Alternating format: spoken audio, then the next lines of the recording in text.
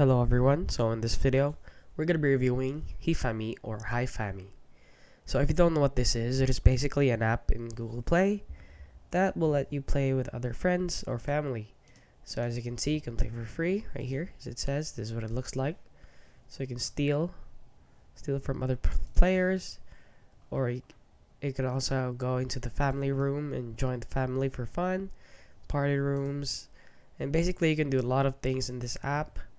So as you can see, however, if you're wondering if this is any good or not, it is actually rated 3.9 out of 5 stars, which is not that good.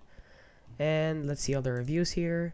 So 2 stars, experiencing several issues, so many updates and it's not good, very bad experience.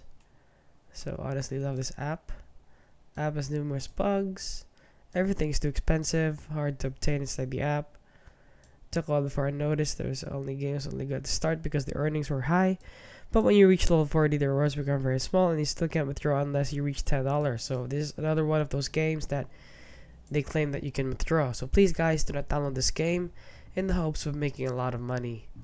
And yeah, that is basically it. So if you found this video helpful, please consider liking and subscribing.